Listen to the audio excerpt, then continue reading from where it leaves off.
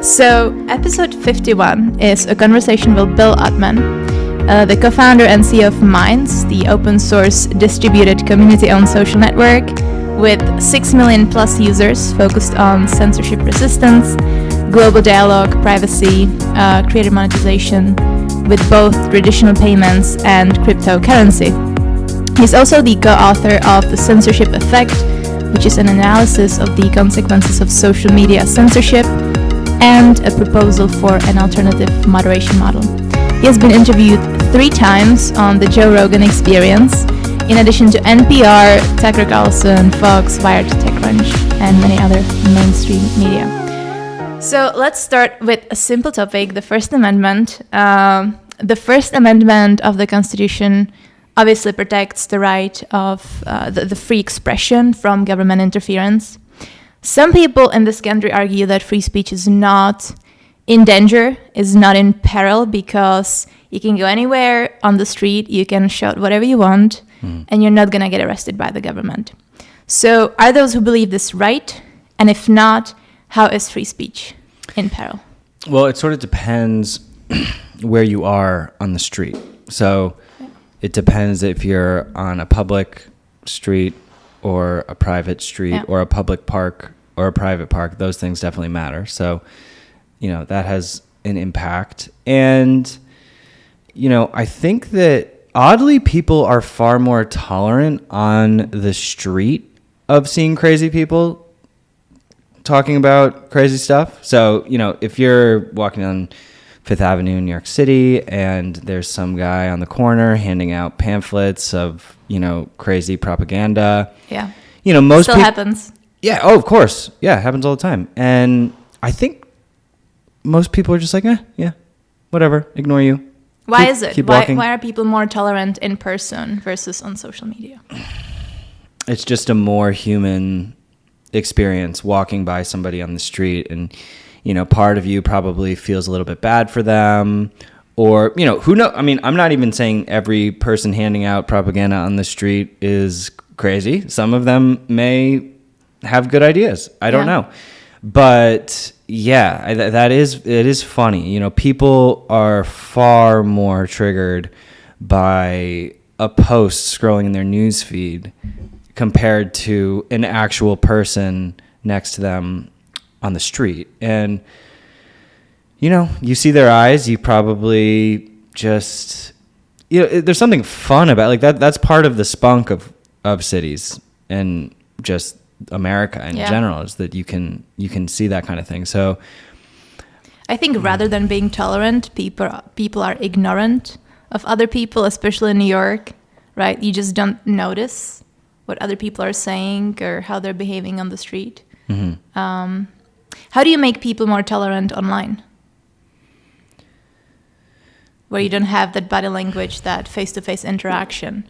Yeah. Especially on Minds, which is a text-based platform.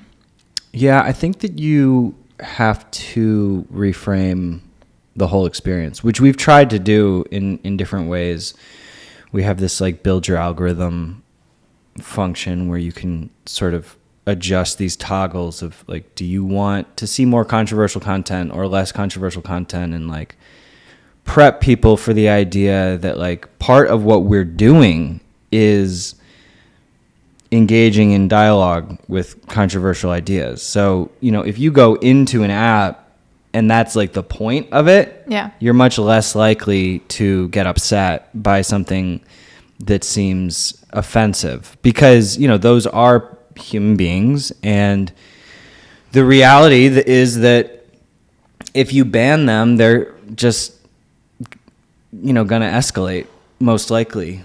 So, you have to ask yourself, like, if I, get into some argument with them, or if I report them to try to kick them off the platform, what's the impact that's going to have, versus if I try to just engage them positively.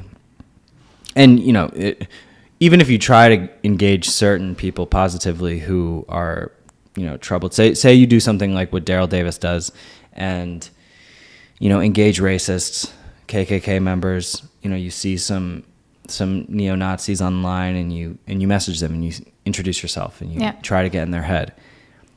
Sometimes that could go the right way. Other times it could go very much the wrong way, and you have to be able to accept that.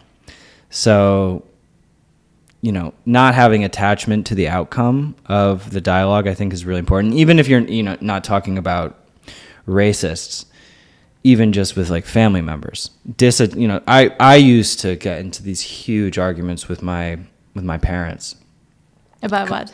Just, I'm fresh out of university and, politics. Like I was, the war in Iraq, like all of these things that I talking about government cover-ups, trying to tell them the truth about what's going on in the world, and they just couldn't hear me. And then, over time, now they're like totally open-minded. Yeah. But it wasn't until I stopped caring that they started caring. And I think that is a very deep psychological reaction that, you can't be told what to think. Even if someone has good intentions and, they want to help, forcing people to take on a certain opinion is just, even if they agree with you, they won't. So it's about the approach, not forcing people to adopt your opinion, but opening up their mind and telling them that this is an option. This is something you should consider. Mm-hmm. I tried that once. Actually, last year, I was at a Cambridge Union debate about the right to offend. Oh, cool. Who spoke at that? Kathleen Stock. Okay. She's a radical feminist from the UK. Nice. Professor. She's involved with the University of Austin here. Mm-hmm. Have you heard that? I have heard that with Barry Weiss. And yes. Seth is actually involved as well. So she was speaking on the right to offend with Professor Arif Ahmed. And she's the most amicable, friendly person, very constructive. And she criticizes, the trans movement and the inclusion of trans women in female spaces, prisons, and so on. And she unfortunately had to resign from her position a few years back because she was harassed. There were a lot of threats. And there were protesters in front of the Cambridge Union. And I was like, why don't I engage with them and try to understand why they do what they do? Mm-hmm. And it turned out that they did not understand what her position was. They never read about her. They never saw any of her videos. Some of them didn't even know who she was, right? And once you actually engage with them, you explain to them what she stands for, you show them videos, they're actually more open to it. And I convinced one of the protesters to join me at the Cambridge debate, and she was like, "Yeah, this is great. Like I should have, done more research on this." Yeah, I think that's a very common situation where people show up for a protest. Their friend tells them that there's this, bigot speaking, and we have to put an end to. I mean, it happened to us at one of our first Minds events called Minds IRL. This was back in, I want to say, like 2019. We held an event in Philly first it was going to be in New Jersey, but then, activists, Antifa related groups protesting. Yeah. So we got deplatformed by the first theater that we were at. Wow. They wouldn't have us because they were getting threats. And then we, moved over to this casino. And what was the event on? It was similar to what we're doing this weekend at Minds Fest. Basically, we had different panels. We had people like Tim Pool, Andy No, Sargon of Akkad, Melissa Chen, and then we had, Daryl Davis was one of the headliners, and there were protests at the after party. For what? How is that controversial? I'm walking down the street to this brewery where we're doing the after party with Daryl, who's literally a hero. For anyone who doesn't know, he's a black musician and race relations guru, and he's de-radicalized hundreds of members of the KKK. He befriends them, and we're walking by these protesters. It's like, do you know who you're talking to? This is Daryl Davis. Yeah. And we walked right up to them, and they just wouldn't talk. There was some of them were well aware. Some of the leaders of the protests, like we did go up and talk to them and try to find some common ground, and we're being super kind and even invited them to the after party, have a beer, and they wouldn't do it. But I would imagine that the majority of the people out there had no idea what we were really trying to accomplish. Like, yeah, did we have controversial speakers at the event? Yes. Like, is Count Dankula controversial? Yeah, sure. It's dark comedy. Like, well, how do you define controversial these days? It seems like anything is controversial. Sure. Yeah. I mean, he's like, when you actually get to know him, he's like a teddy bear of epic proportions. Yeah. But the Nazi pug salute went viral, and everyone thinks that he's some anti-Semite. So I just, but even like Ricky Gervais stood up for him. It's like people know. Yeah.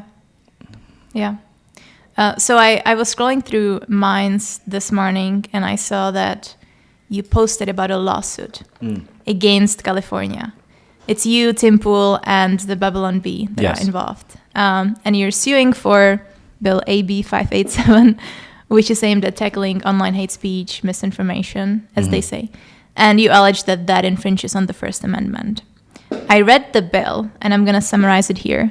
It says the bill would require a social media company to post their terms of service for each social media platform in a specified manner and with additional specified information, subject to certain exceptions, like a lot of jargons, a lot of legal language.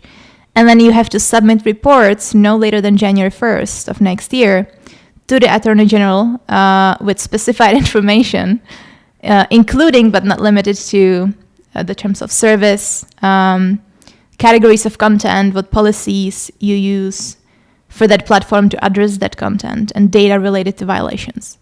So explain what led you to sue California for this bill. So, yeah, the part that you left out that I think is one of the key parts is that there's requirements for having specific policies on misinformation, disinformation, hate speech, extremism, and radicalization, and none of those terms are defined.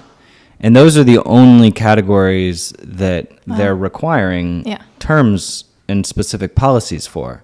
So, not to mention it's very burdensome to require. I mean, we're already quite transparent. All of our software is open source. We publish a fair amount of moderation data already.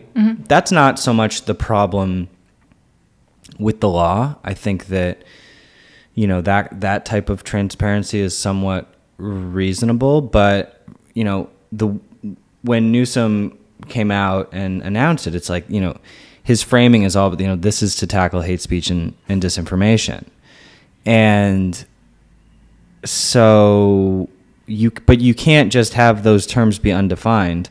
And also, why are you only choosing those politically charged terms? Yeah. Why aren't you choosing to, why aren't you requiring the social media companies have, child exploitation material policies? Why aren't you, human trafficking, all of this kind of stuff, which is actually illegal. None of those terms are in themselves illegal. Like, it's not illegal to be wrong. It's not illegal to share misinformation. Yeah. It's not illegal to be hateful. It's not illegal. I mean, extremism and radicalization are like, those are new ones that they're kind of slipping in there. And it's like, what does that even mean? Extreme what? So did they tell you how to moderate misinformation and disinformation? No, they require that you have policies about those categories. So you can make up the definition of misinformation and then say, oh, this is how we moderate it. We could do that, but it's still like you can see the intent. Like, I'm not going to play. We do not want to play that game. Yeah. I don't want to have a misinformation policy. We have a policy that we believe is properly upholding the law, and that's what we're going to do. I'm not going to just have a hate speech policy because California told us to. So, it's very clear what they're doing. If that stuff had been, was not in there, I think that then you can maybe have some kind of a conversation about social media, moderation, transparency. What's the response from Facebook, Twitter, all these other platforms? I mean, it just went live like a day or two ago. Mm-hmm. So we haven't heard from any of them. It would be great if Twitter joined. So we'll see. Because, they're a huge platform. And you would think that they would be against this as well, because it's burdening them. So I think it seems to be gaining traction. That's good. I mean, it's pretty blatant. So I'm hopeful. How did you hear about it? Because oftentimes bills kind of get swiped under the carpet and you never hear about them. We heard about it so one of our investors is Futo, which is a Austin-based tech freedom group. And they're just deep into these kinds of issues. So our attorney is James Lawrence, who is the same guy who represented Alex Berenson via Twitter, and he's also been involved with the meme guy. The guy, I don't know if you heard about that. Meme guy? No. This guy just got, I don't know all the specifics. He posted a meme trolling Hillary Clinton. I don't know what platform he posted on, but it was a meme during the election where it was a joke saying like, text 9527 to vote for Hillary. Yeah. And, just as like a joke to get stupid people to do that. But not even actually trying to get them to do it, just joking about it because, it's funny. And I think he got convicted. For what? For election, interference. Wait, was he charging for the texts? Like, were people sending him money? No, it was fake. It was fake? It was fake. No one was sending money. Wow. Yeah. For election interference? Something like that. Something. That's crazy. Yeah. That almost sounds like the Sedition Act from the 19th and 20th centuries. Except in this case, it's like silent. The government doesn't tell us about it. Mm-hmm. But it exists. We were grateful for, James came to us and had been working with Futo, and they were like, do you guys want to pursue this? And absolutely. Awesome. Yeah. Awesome. What do you think about Section 230? So it's a law that protects platforms from content posted on those platforms. Do you think that it should be banned? Do you think we should not have Section 30? Do you think we should have more of Section 30? 230? Yeah, 230. 230. Yeah, no, I believe in Section 230. Section 230 is very important. Mm-hmm. There's some strange language in it, which does, put us in the situation that we're in. Yeah. But it protects platforms like us. So, but it also gives platforms the ability to moderate the way that they want to moderate. So, some people, the reason there was sort of a lot of backlash against 230 in the last couple of years is because, all the censorship that we saw on big tech was enabled by 230 to a degree, because it lets platforms moderate, in good faith according to how they want to moderate their platform. But it also enables platforms like us to moderate how we want to moderate.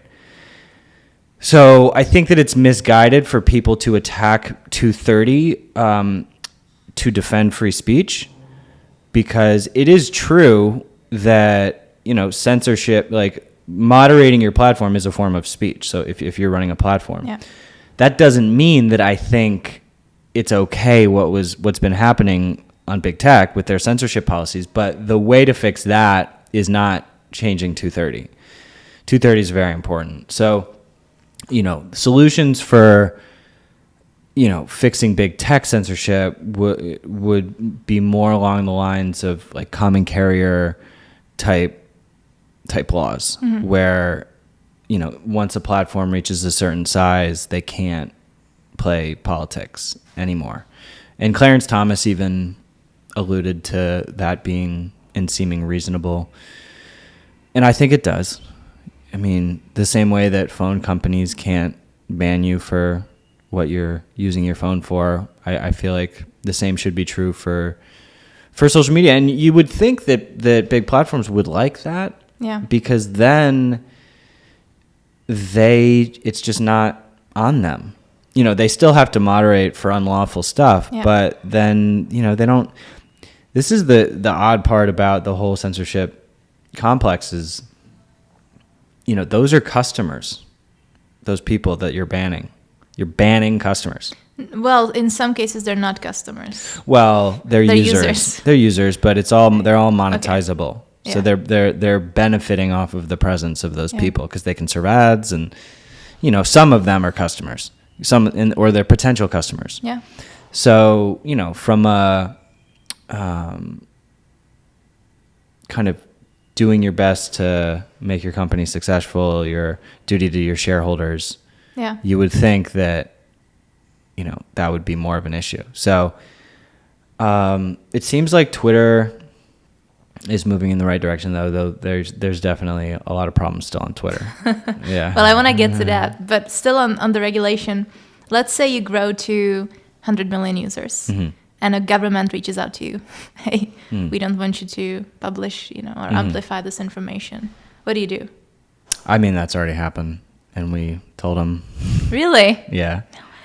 Yeah. I mean, how did it happen? I can't picture it. Someone just sends you an email from .gov, or how does that work? Well, for instance, Germany has been harassing us. They harass everybody. Is that one of your bigger markets? No. Though I would, people in Germany actually are pretty passionate about internet freedom. I think Mastodon is big in Germany. Yeah. Or it was started by a German guy. Yeah, there's a really, really strong internet freedom community in Germany. And I would, love to have our user base grow over there. But they have this thing called the Network Enforcement Act, mm-hmm. which is, it's actually more, much more of an aggressive law than AB 587. It's actually, it's more directly a censorship law. AB 587 is sort of in this weird kind of gray area. So, Germany's been trying to get us to comply with that. We've already been banned in China and Vietnam.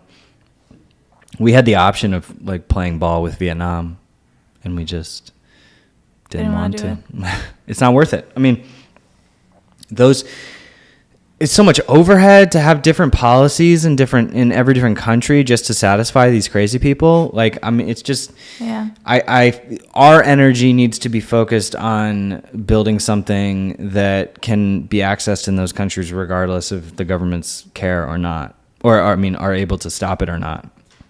Are you still going to comply with the law of that country, or do you not worry about that? No, it's not worth it. Mm-hmm. Because Twitter, I heard this interview yesterday, 2 days ago, where Elon was speaking with this BBC guy. Oh, yeah. And he mentioned that Twitter complies with laws in that country, and right. he's not going to go over those. So I wanted to hear your view on that. Yeah, I think that's an issue. That's an issue. I think that you're seeing Twitter complying with India, with Germany, and all of these countries. They have interstitial policies. And, it's not easy because coming at it, Elon's kind of backing into this. Maybe he would have done different things differently if he had started. Yeah. But he started it, but he didn't. So he's kind of dealing with what he was handed. So we'll see. Hopefully they can make some progress there. But, Tesla also is huge, big in China, and there's apparently, in order to do business in China, you have to pretty much hand over all your tech to the government. So I think that's kind of scary. because Tesla is essentially a, obviously it's a car company, but it's more than that. It's also a surveillance grid, seeing where those cars are full of cameras, microphones. It's software on wheels. It's software on wheels. They can be controlled from a central hub. So China loves it. China's like, oh, we can clean up our air and also, control everybody. Sounds good to me. And wait until you get self-driving. Like you fall asleep and 2 hours later, you're, in a different spot. But, the decision that Elon has to make is his goal is sustainability. He wants planet Earth to clean up and be on sustainable energy. Yeah. So, having Tesla and electric vehicles in China is a huge step. They're one of the worst emitters. Yeah. So that's a very difficult decision. But it's the same difficult decision that like Google has with China, and they haven't gone in, but they want to. And I think they were working on, there was like a secret project called Dragonfly. But like the public pressure hasn't allowed them to go in, even though they obviously would. Yeah. The profit motive. Yeah. Right. And also, there is a argument, which is a reasonable debate, of like getting your foot in the door and then, getting people access to some information and then potentially like really being able to wedge more information in because it's so bad. Yeah. So I don't really know. I don't know the best answer to that. I tend to think that it's more productive to focus on getting people full access to information, not just playing ball with China. Because it will take, I don't know how long it would take to actually, get it to the point where the Google that we have is the Google in China. Probably never. Never. So, never. What's the point? Not as long as Xi is in power. So your platform is all about privacy, decentralization. My question is, do people care enough? It seems like they don't. They're still on TikTok. Mm-hmm. China is spying on them. They're giving them propaganda.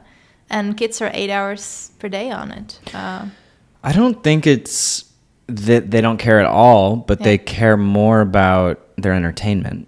Yeah. So, everyone cares a little. Like if you give people the choice, do you want to be surveilled or not, they're going to say no thanks. But not at the expense of their experience on the platform.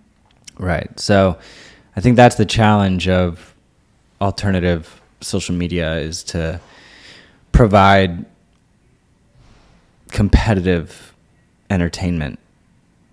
And then, hopefully the games can begin more so.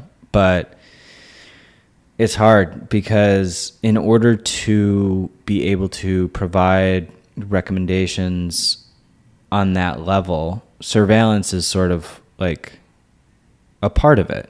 Because if you want to be fed content that is relevant to you, the app needs to know what you like. So they need to track what you're looking at. And I'm not actually entirely against giving users the option to get recommendations like that. As long as... Is Minds doing that? We are not right now, and we would not by default. However, I think that giving people that option, because the recommendations are so much better when the app can understand what you've been looking at, because that rather than like public data. So the way it works on Minds is like it's based on what you upvote, your recommendations will be improved, and that's like public because you've publicly voted. So that's public data. But people are much less likely to upvote something than view something. And so, the number of things that you're going to upvote are just, there's so much stuff you would watch but not upvote. And so I think that giving people the option, but then also giving people the ability to like wipe their data and make it so that the platform no longer has access to it, that seems reasonable. But it's all about control. I think people see upvote more as an equivalence to like. Yeah. So if you upvote something, you like it, not as something that would feed the algorithm to tell it what you like. We've been and what you don't considering like. changing it to like a plus and minus. Yeah. I don't know, because psychologically it's quite different. Yeah. Yeah. Or I think Google has a button, I want to see more of this. I don't want to see more of this. I think on their Google News feed. And if Really? Yeah. I want to see, I think it's about sources. So if you see a source, you don't like it, you don't want to see more of it, you can click it and it's... So under each entity, there's an option, I want to see more or I want to see less. Yes. And it's not upvote, downvote, but there's two buttons. I think so. That's interesting. I think it's actually a text. It's text, yeah. Like it's a line. Yeah, it's a very different experience. Yeah. Yeah. So talking about Twitter made its code open source a few weeks ago, I believe.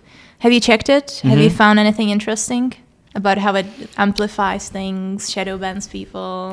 They made a sliver of their code open source. They also what is open source, from what I can tell, is community notes, which is actually one of my favorite features of Twitter, which enables people to kind of it's like community fact checking, which is way better than the prior fact checking regime, which was very centralized and sad.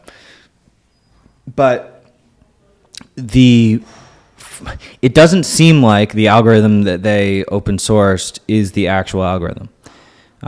It seems as though it could be part of it, but you saw what happened with Substack the other day and how all the Substack links were blocked. Yes. And it was like Taibbi and Elon were fighting, and they were kind of having Where's the truth? Elon said he wasn't blocking it, but obviously it was being blocked. Well, it wasn't fully blocked. It wasn't like you couldn't post the link, but they were throwing, unsafe error messages. Not error messages. It was like warning this may be unsafe. And then they also did, they weren't enabling you to like or retweet and stuff. Yeah. So that is blocking. It's not complete blocking, but it's definitely blocking. So yeah. So it's the second time they've done this. A few weeks after the acquisition, they tried to do something similar where they said you can't post links to like Instagram, Facebook. Yeah. They included Nostr, which is the decentralized protocol that we use, which was odd because it was so new and kind of this like it honestly brought more attention to Nostr than if they hadn't mentioned it at all, because is a new platform. It's growing fast. I think there's over, and Nostr users and Minds users are sort of linked, like we're sort of in the same network because we're integrated with that protocol. So like when you post on Minds, you're posting to Nostr as well. Yeah. Nostr is a relay network, a cryptographic relay network where people run these relay nodes, and then users, you have a public key and a private key. And so that's like your identity. And, your public key is where people can send stuff to you. Your private key is sort of like your password to publish to that identity. And the cool thing about it is that you can take your private key from Minds, and if you start not liking Minds and you want to go somewhere else, or if you just want to supplement, you can actually go bring your private key to another client on Nostr, and then both of those accounts are posting to the same identity, and your followers are yours. So it's really powerful. But anyway, he tried to ban those links and then rescinded they rolled back the policy because there was so much backlash. And recently, so the algorithm punishes links, all links, any link to any website. It just doesn't get as much reach because, they want to keep people on Twitter. They don't want people leaving. Yeah. But that's just bad for the open web to be punishing links. Links are very important. So I guess, but when the Substack stuff went down, that wasn't reflected in the code. So there's some sort of link blacklist and logic around, punishing certain links that we're not seeing. And that wasn't reflected. So there was an issue on that someone else made. Because I went to make the issue, and I saw someone else had made the issue, and then I commented on it. I was like, this is the most important issue in this whole repository right now. And well, you should call Elon up on this. Oh, well. Call Joe and say, I talked about it yesterday. You did? Yeah, so I'm guessing he'll, see a clip. But, I think that there's some behind the scenes drama around the whole Substack thing, which, on the surface of it, it seems like, what the hell is Elon doing? He's punishing all these journalists, all these Substack people. How could he do this? He had shown interest in acquiring them. He had made a post that, oh yeah, maybe I would buy them. Yeah. But I think what's happening is that, so Andreessen Horowitz is a huge venture capital firm who invested like $75 million in Substack. Wow. So they're one of the main, they're on the board, I would imagine. And then Andreessen Horowitz also put hundreds of millions into the Twitter deal. So Mark Andreessen and Elon are tight because they're both, all-star tech guys. Yeah. And I'm sure they've known each other forever. And so they're probably engaged in that negotiation. Okay, maybe Twitter should buy Substack. And Substack's like, well, our valuation is $1 billion, whatever it is that they're trying to get. And Elon's like, okay, well, I just got absolutely smoked in the Twitter deal. The Twitter valuation is down a lot. So I don't really want to pay $1 billion for Substack. So I don't, Mark, I don't think that Substack is worth that much. And Mark says, oh, it is. It's the absolute top spot for independent journalism these days. And Elon says, well, let me show you. Let me show you who's boss, and let me show you how reliant Substack is on Twitter. Because, Elon went so far as to say Substack was stealing their data. He made posts saying that they're abusing the API and trying to bootstrap their own, because they just rolled out a social feed. So, Elon was like, well, I'm going to show you who's daddy. And he did. Yeah. But unfortunately, he probably ruined the whole relationship, and it was very impulsive and immature. Because that's not really, you can prove the point of how reliant they are on the API without actually blocking them. He could have just said, hey, engineers, send me all the information on like how many API requests Substack is making, and then I can just prove to you that, their recommendation algorithm and their, they need us, and I want to give that data to Mark. So he knows. He could have done something like that. He needed to make a PR stunt out of it. But it helped. It really hurt him. All the independent... He killed his relationship with Taibbi. And all the Twitter files journalists use Substack. I just don't... I think that he will probably apologize at some point, but he's kind of just been ignoring it. And, these are the kinds of things that, Elon is a ruthless businessman, very smart. He's going to win. I know that, Twitter is going to succeed. I have no doubt on some level. Is it going to become the absolute beacon of free speech? No, it's not, because you actually can't as a fully centralized company. So Is there a way he could make it decentralized? He could do exactly what we're doing, and I mentioned this with Joe yesterday as well. So we created a component of the Nostr protocol called NIP26, Nostr Improvement Proposal 26. And so the way that Nostr works, similar to like Bitcoin and Ethereum, where there's like a core required set of NIPs. Actually, it might just be NIP 1 that you need to support for clients and relays. But then there's all these other NIPs that you can optionally ad features. So if you want your client to have encrypted messaging, mm-hmm. or the one that we made is for delegated event signing. So what that means is that centralized so Minds is primarily like a centralized infrastructure, but we I think better than anybody integrate with decentralized protocols. So we're sort of a hybrid, decentralized and centralized. Mm-hmm. So what delegated event signing is specifically for platforms like us, Twitter, or Rumble, or whoever, Substack even. Yeah. Substack and Twitter could integrate Nip26 and do exactly what we're doing, where basically every user has the ability to download their key, and in the background when they're posting, it's writing to Nostr, and that's it. Then they're sort of they're giving people a escape pod, and they're leaning on Nostr because the benefit of Nostr is that there's no company, it's an anonymous creator, mm-hmm. similar to Bitcoin, and so there's no choke point. So for it you can't take it down.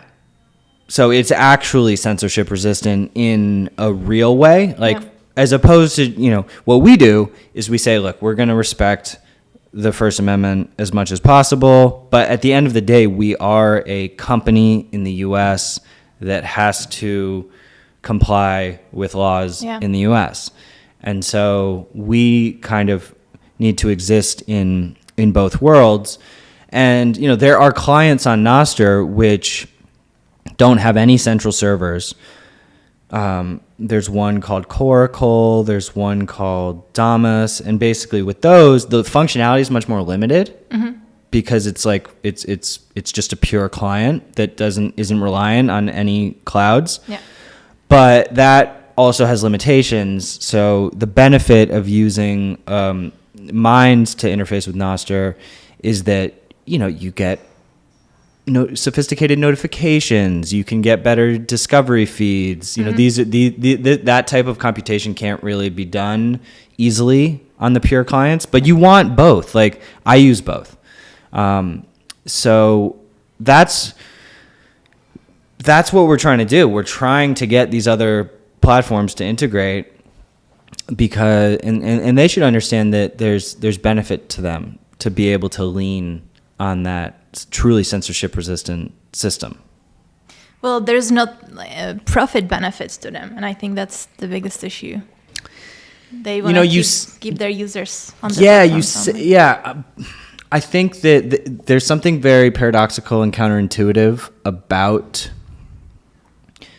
decentralizing, where I think that Elon is right to be focusing on maximizing public trust.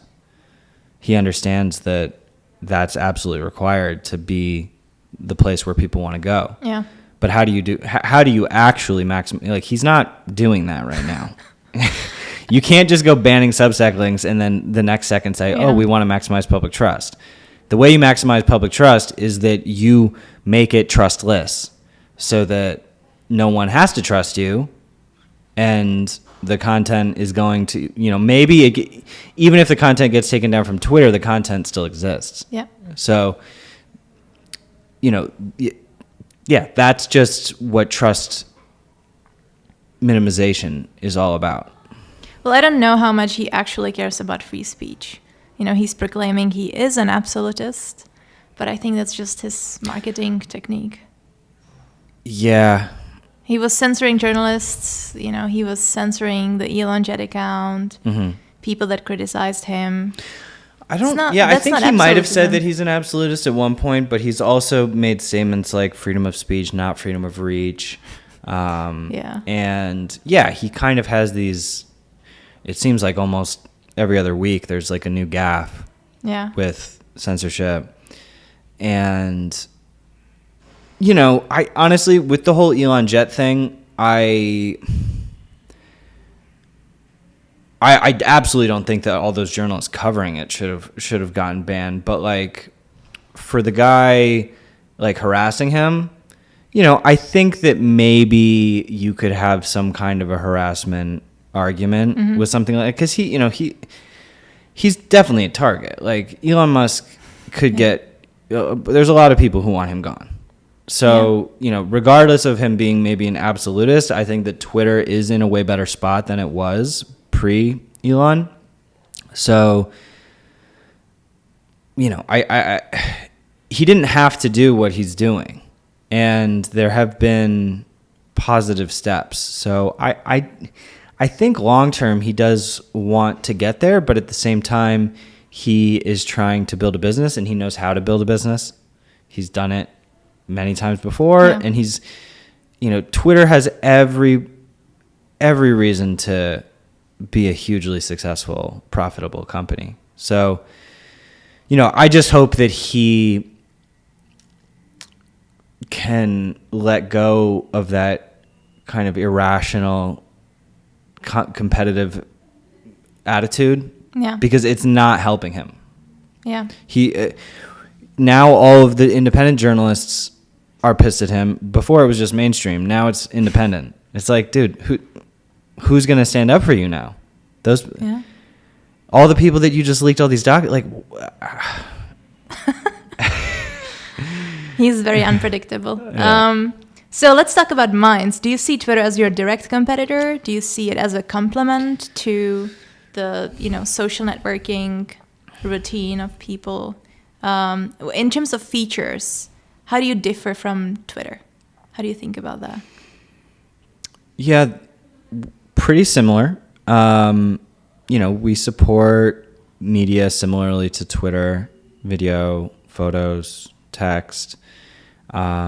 We have more sophisticated monetization tools. So we do rev share programs. We just rolled out a partner program for, if you serve ads on your page, you get half. And that took a lot of work to build. So that is all happening now, and we have a whole token reward system. We have peer-to-peer payments. Users can have memberships. Twitter has that. And what else? We have blogs functions. They just expanded to have more longer form content. Are people actually using that? Blogs? Yes. Some.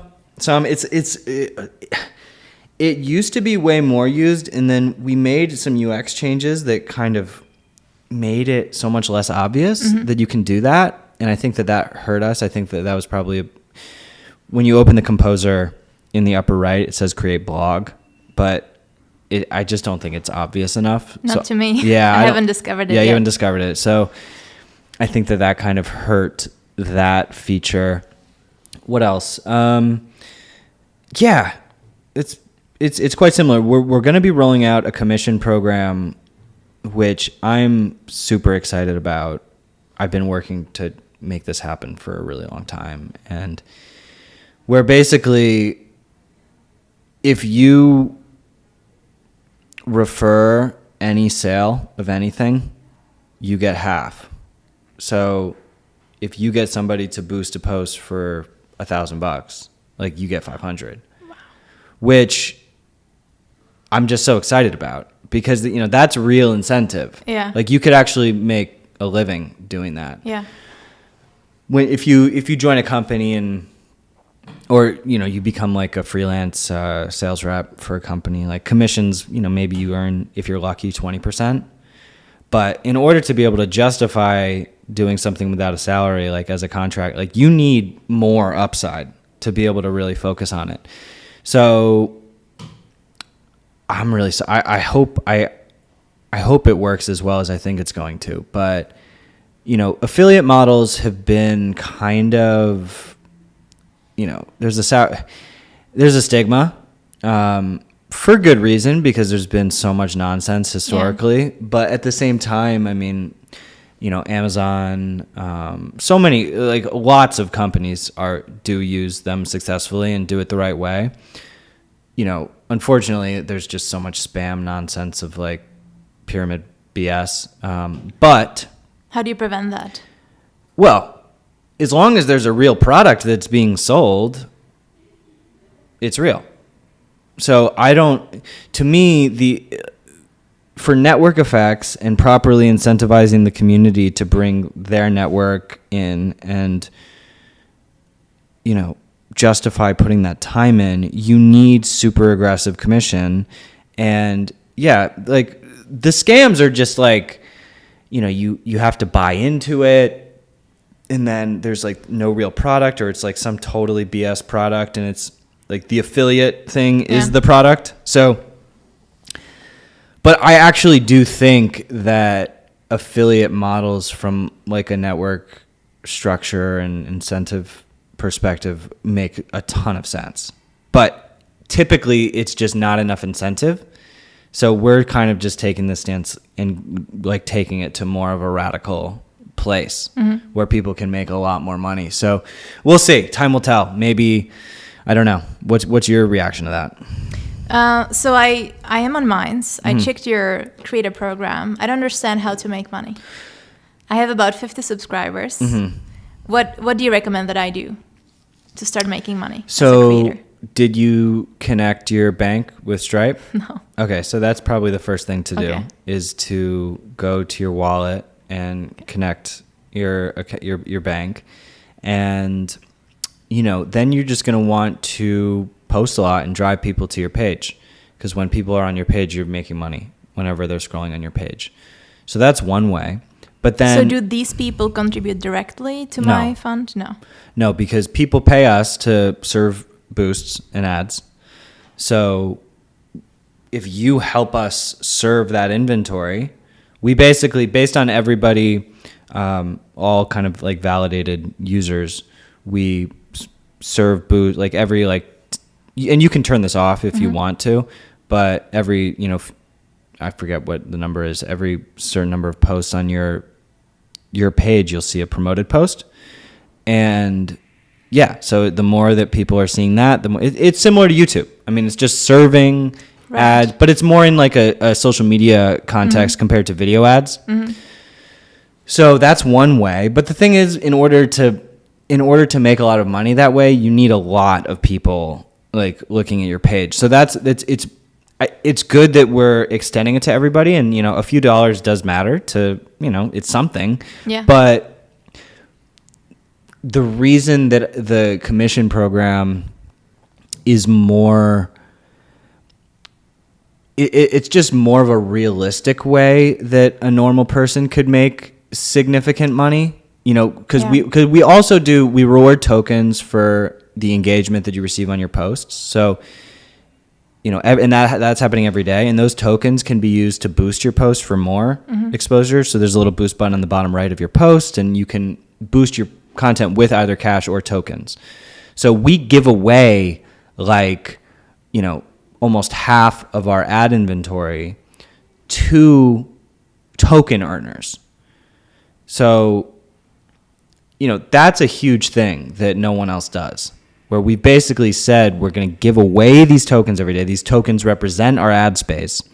And, as a token of our appreciation to the community, we want you to get more reach.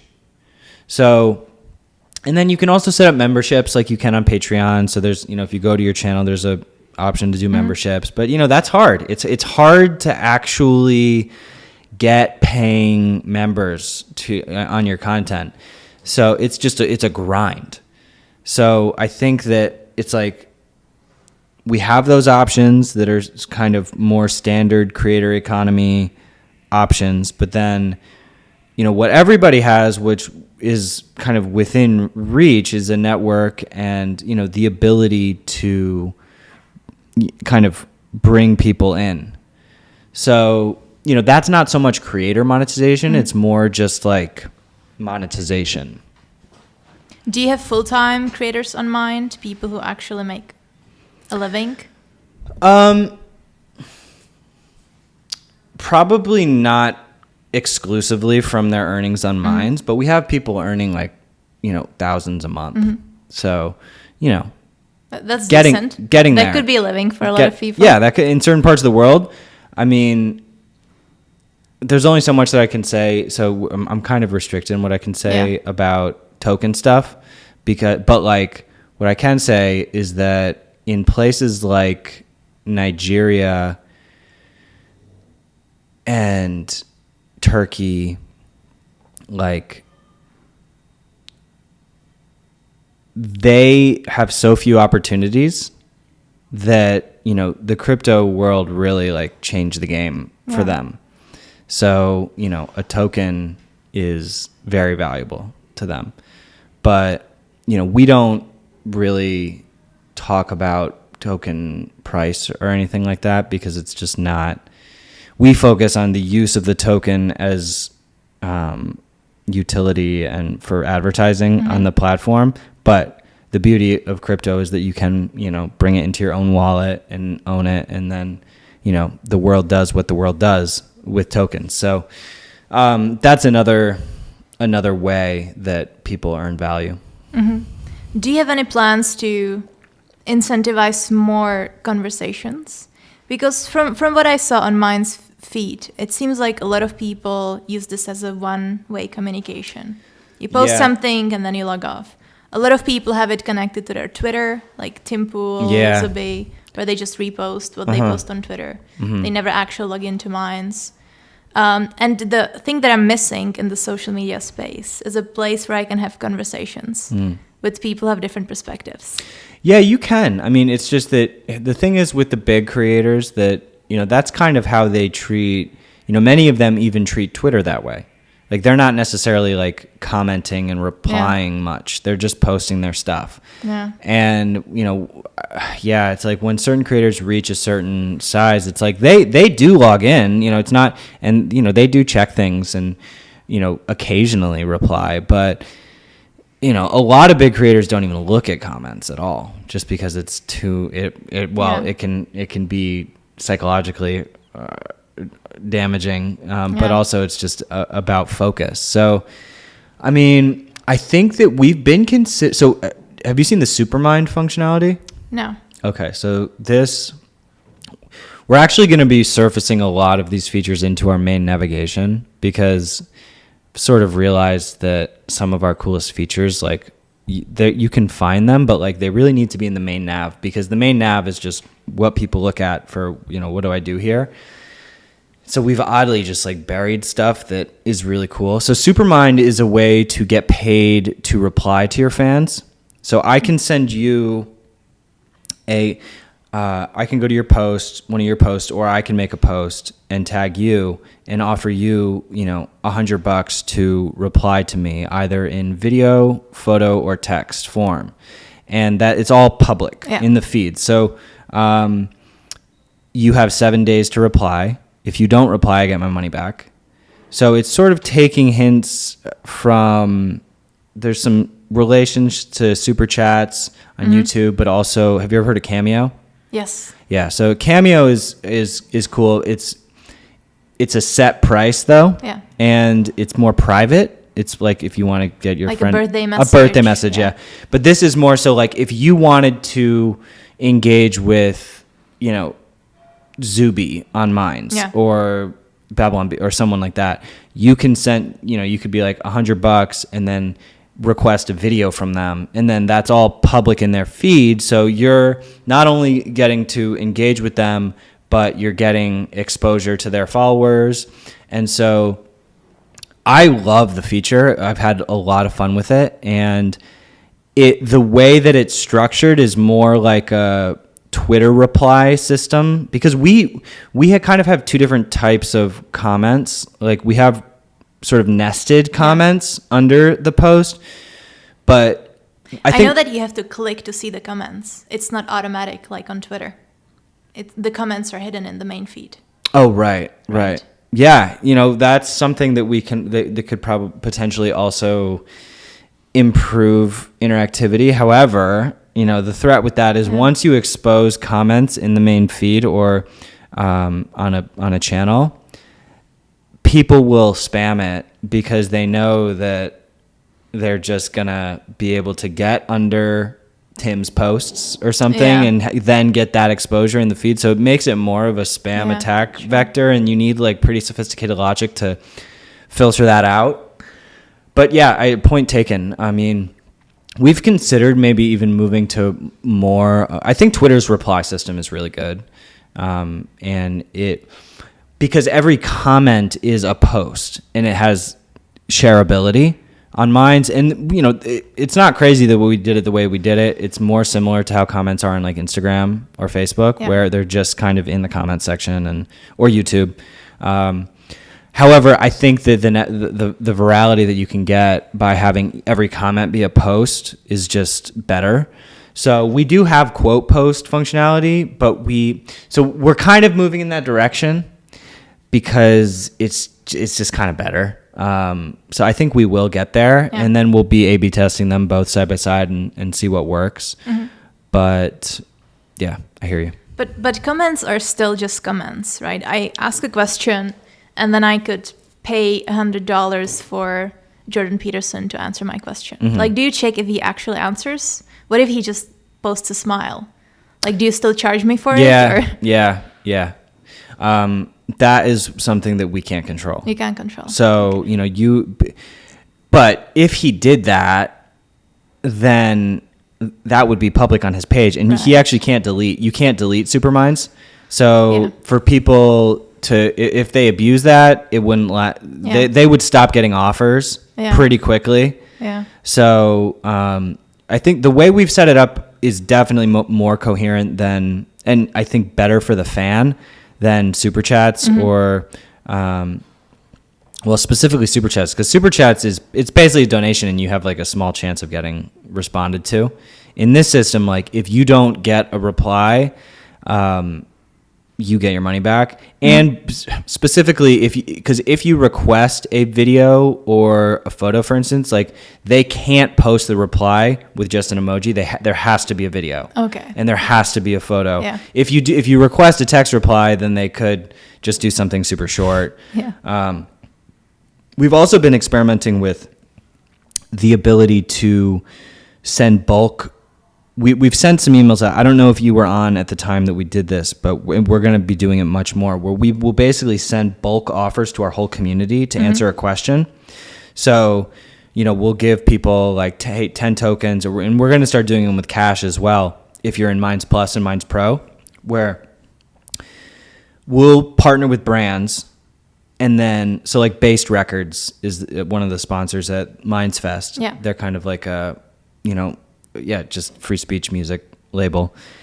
And we're doing one with them, just sending everybody $5 to reply with a video of, what's a great moment in music history of a great performance that they love. Just something kind of fun. Yeah. And so we can send out these offers in bulk, and people can get paid to just reply.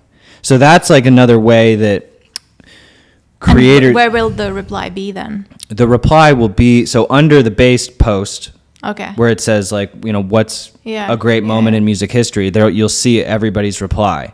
So it's kind of a way, it's just a way to crowdsource feedback and replies and reactions to stuff.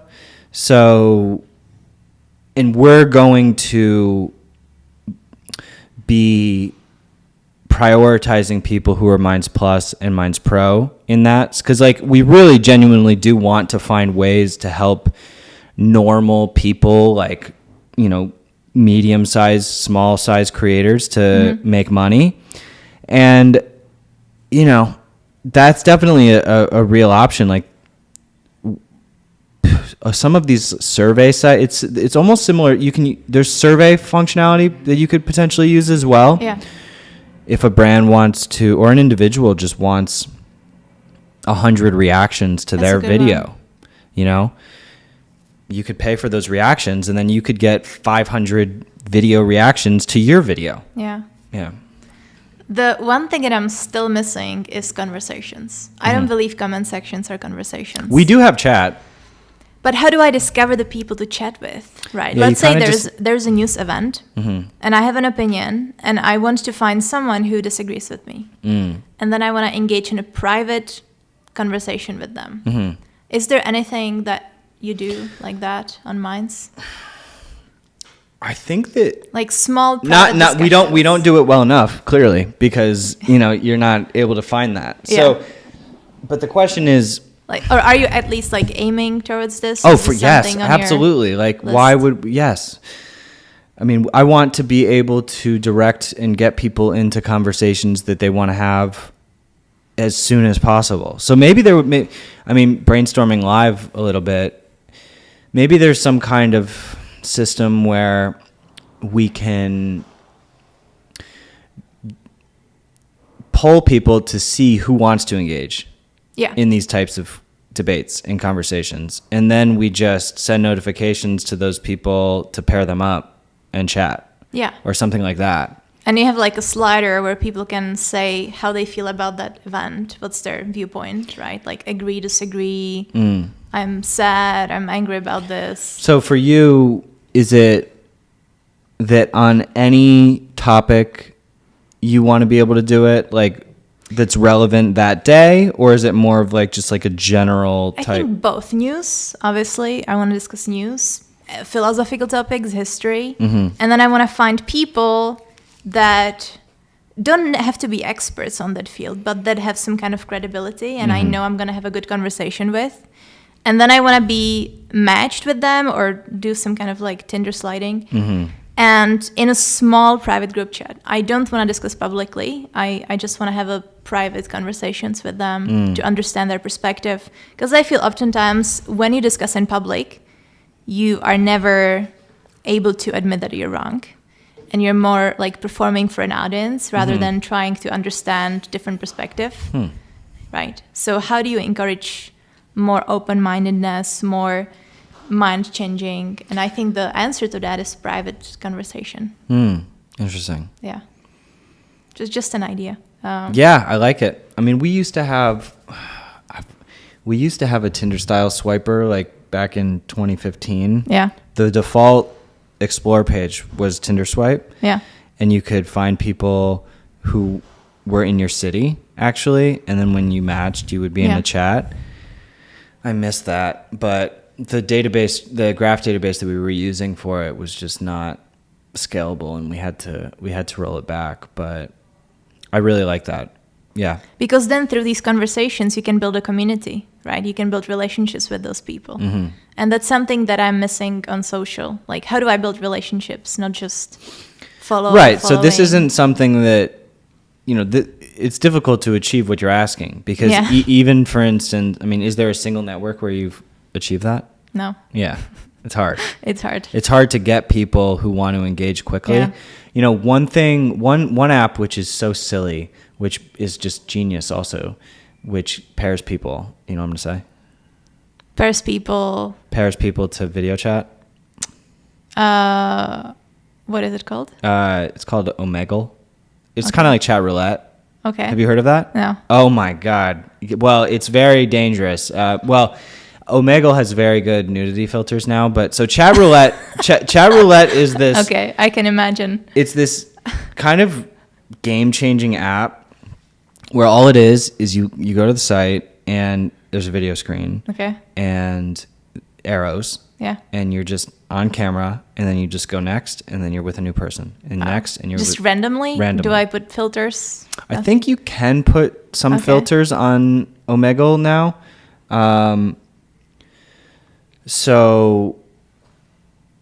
But there's so much cool stuff that comes out of Omegle. Like there's there'll be people who sit there like just on their keyboard, and they're like an amazing keyboard player, and they're just sitting there.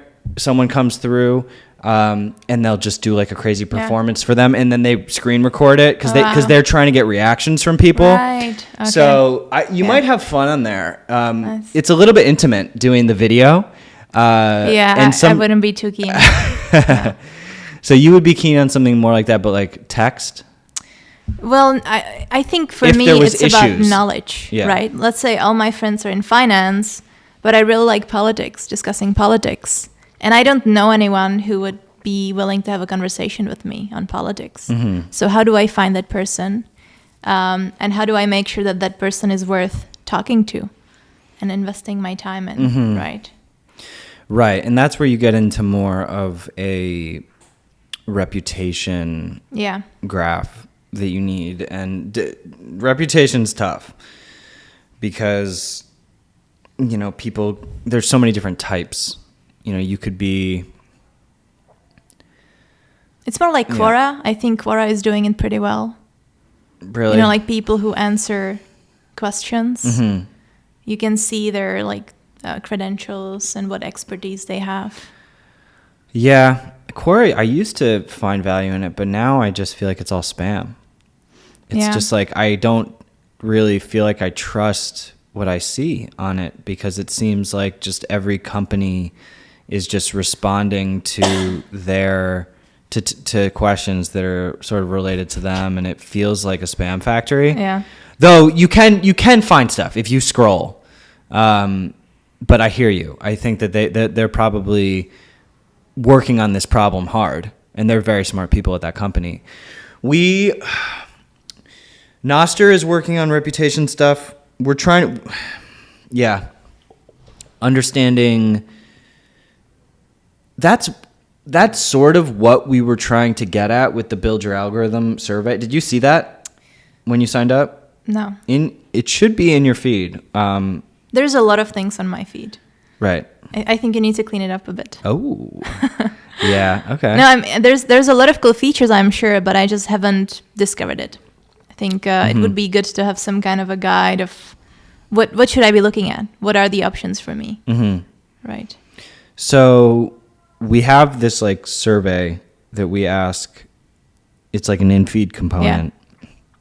And we ask things like, how much controversial content do you want to see? Do you want to see political content? Yeah. Do you want to, you know, X, Y, and Z? And that was done in the effort to kind of facilitate what you're saying, understanding who is interested in doing this, and so that we can pair up people.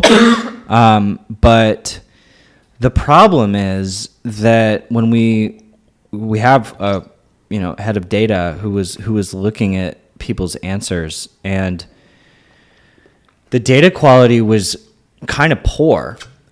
People were answering in like conflicting ways. They would say that they want controversial speech, but then, you know, it might have been that we were asking the wrong questions, or like we were asking too many questions, but the data just wasn't as useful as we thought it was going to be for pairing. However, you know what's an app that does a really good job with surveys and pairing is OkCupid. OkCupid. It's a dating app. Okay. And they have endless surveys. You can just answer questions all day on there. Yeah. And they ask you about everything, you know, food, you know, relationships, what are you looking for, you know, every topic. They want to know about what you think about it, and that is how they power their matching engine. And there's a lot to be learned from that. Mm-hmm. So are people happy about that? Giving this information to OkCupid? Yeah, you don't have to do it. But if you want more relevant matches, then you answer more questions. And yeah, I think that they have a very sophisticated data science team that has done good. They've published some papers on it as well. So that's something that could help facilitate what you're talking about as well.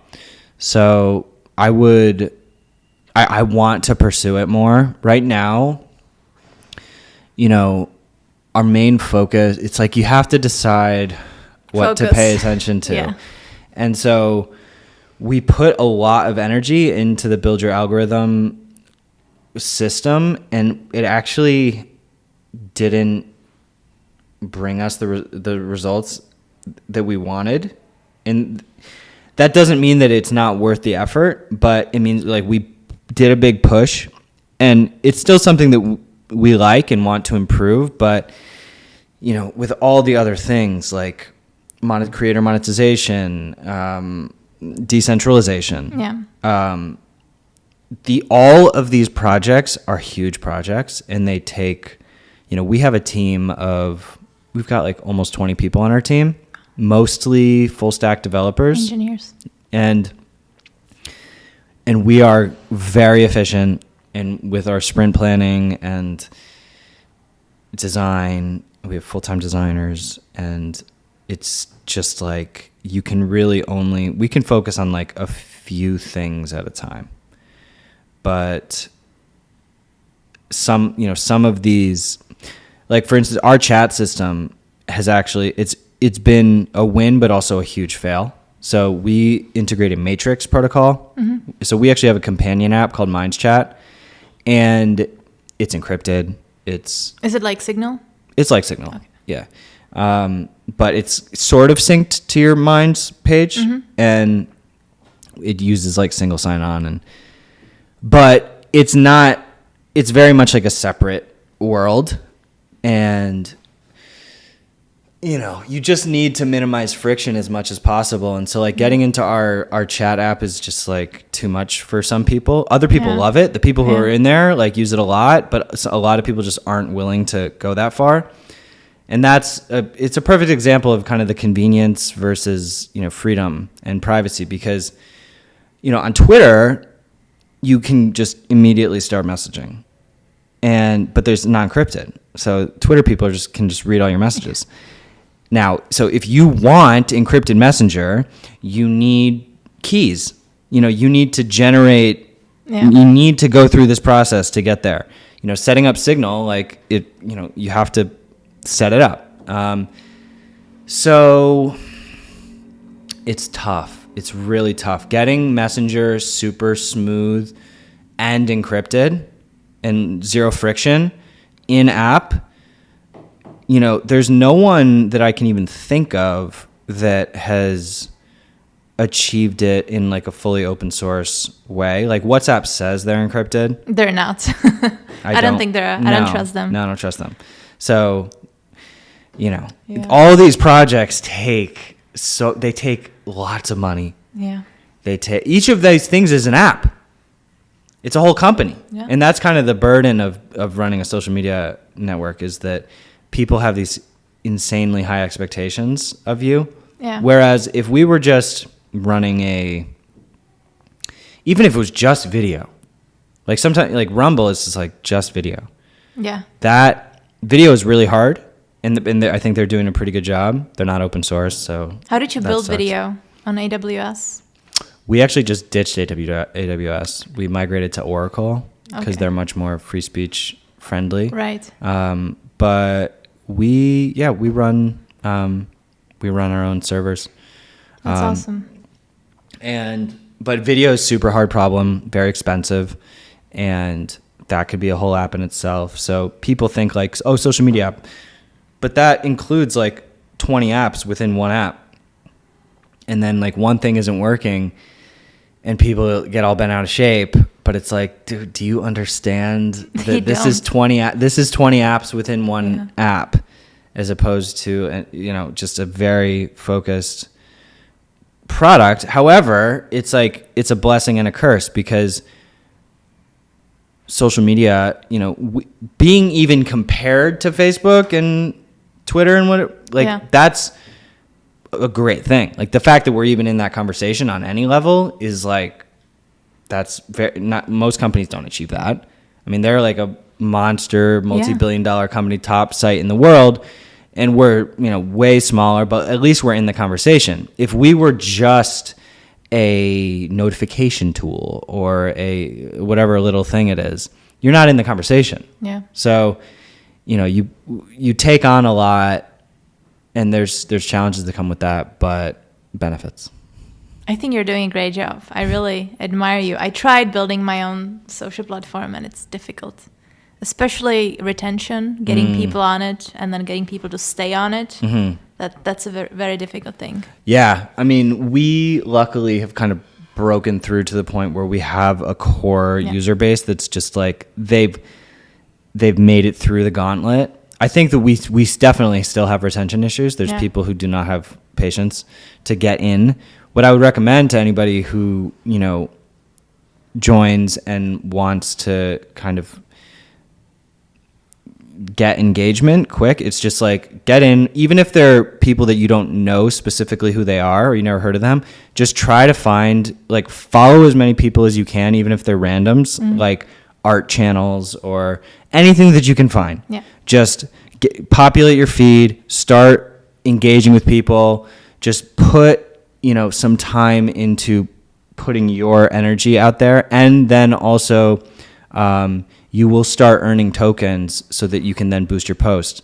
And then you'll get engagement from getting boosted. So, I think that sometimes people will join apps and then not do anything and just like look around and be like, but putting yourself out there goes a long way. And people on Minds are very, they hate it when people aren't authentic and are just blasting, even though we do have users who do that. Like a lot of our core users, they get pissed at like Tim and Zuby for just, using the Twitter cross post. So, you're not alone in. And you don't know that. When I first logged in, I thought Tim was actually on Minds. So He is, but sometimes. But he doesn't reply.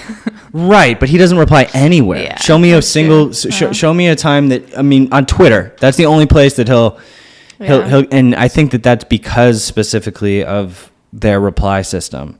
I don't think you'll see Tim replying on Facebook or Instagram at all. So, that's the challenge. You can't. The double-edged sword of it is that. So, people will complain, oh, you're just cross-posting. But at the same time, Tim has a huge audience. Babylon Bee has a huge audience. They bring their audiences over, and a lot of their audiences are the people who engage and post. Yeah. So, you can complain about them not having the time, but at the same time, they've brought over the people who are engaging with you. Yeah. So it's, they are helping. It's not, even though it can be a little bit frustrating. Yeah. Yeah. No, it's awesome. I mean, I signed up. I immediately gained followers.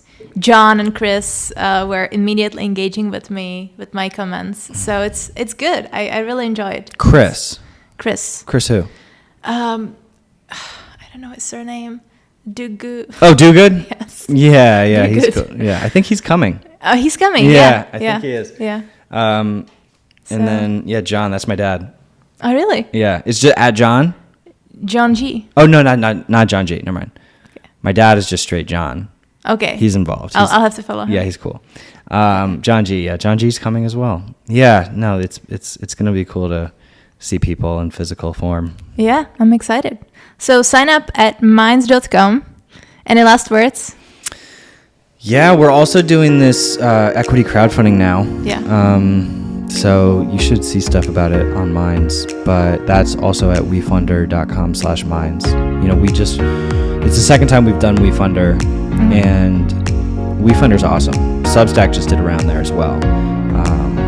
It basically lets anybody own a piece of the company. So,